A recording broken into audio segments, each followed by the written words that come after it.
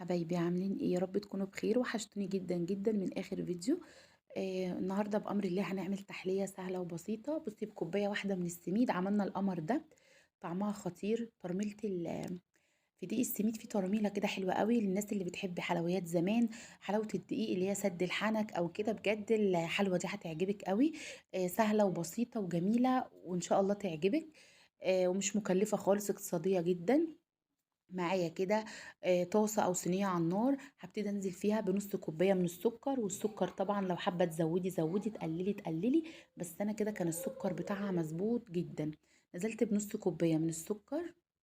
هنزل عليهم بكوبايه من الميه، نص كوبايه سكر عليهم كوبايه ميه. وانا دلوقتي رفعت السكر والميه على النار، مش علشان ان انا اعمل شربات او اعمل حاجه، لا. انا رفعتها بس لمجرد ان تغلي غلوه واتاكد ان السكر داب معايا في الميه. اول ما الاقيها غلت كده غلوه، هبتدي ان انا ارفعها خلاص من على النار. هبتدي بقى انزل برضو في طاسه او صينيه بمكعبين من الزبده. عايزه تستخدمي سمنه استخدمي اي حاجه.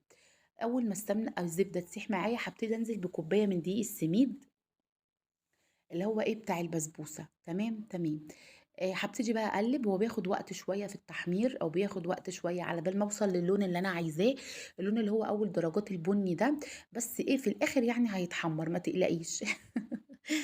هبتدي بقى ان انا اقلب كده بالشكل القمر ده. وايدي طبعا فيه وعينيا عليه طبعا، عشان ما يتحرقش مني ما يشيطش مني. هبتدي طبعا ان انا اقلب لحد ما اوصل للون اللي انا عايزاه، هنشوفه دلوقتي مع بعض. اوعي تكوني قاعده وناسيه اللايك. طبعا لسه مش ده اللون اللي انا عايزاه. هبتدي اقلب. خلاص كده تمام، وصلت للون اللي انا عايزاه، اللون اللي هو القمر ده.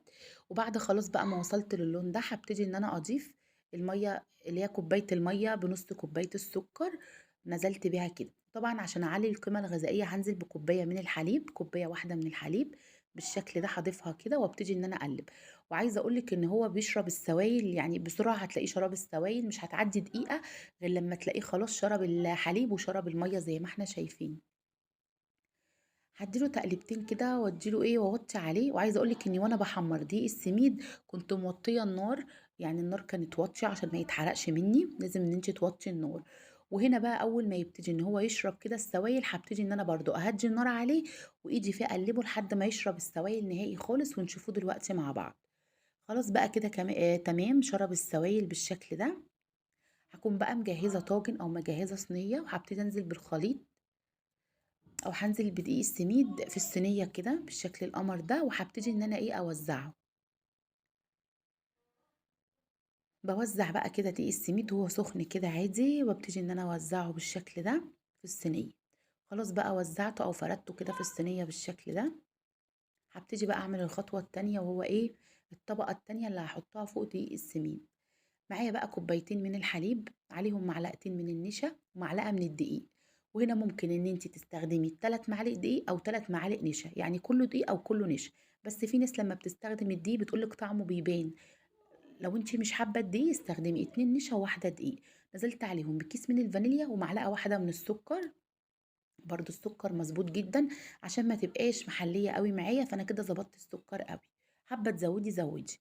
وهبتدي بقى دلوقتي خلاص رفعتها على النار. بمجرد ما ارفعها على النار اديها تقلبتين كده، وانزل بمكعب من الزبده. والله عندك معلقه قشطه ضيفي، عندك معلقه عندك او معلقه قشطه ضيفيها، مفيش قشطه خلاص كفايه السمنه او الزبده. هبتدي بقى ان انا كده اقلب لحد ما تاخد القوام العسل ده، اللي هو شبيه للقشطه كده، ولا يعني مش تقيل ولا ولا خفيف، زي القشطه كده. هبتدي بقى ان انا انزل كده بالخليط بتاعي، او بالمهلبيه الكدابه زي ما بنقول. وهبتدي بقى ان انا اهبط كده الصينيه هبدتين وادخلها التلاجة 5 دقايق بس، بمجرد انها تمسك معايا.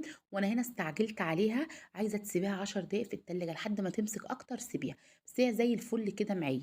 طبعا احنا في شتاء، فمش هناكلها مش هناكلها ساقعه. انا بس بمجرد ان بتمسك بس كده واطلعها على طول، ما بتبقى الساقعه معايا، بالعكس دي بتبقى لسه دافيه، بس الطبقه اللي فوق بتمسك بسرعه. بصي بقى كده القمر، والله طعمها حلو قوي، لازم بجد ان انت تجربيها.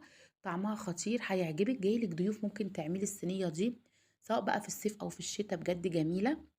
موفره جدا. لو هتروحي تشتري الهريسه طبعا غاليه. بحبكم في الله، احلى اخوات. ربنا يديمكم نعمه في حياتي. استودعكم الله الذي لا تضيع ودائعه في حفظ الرحمن حبايب قلبي.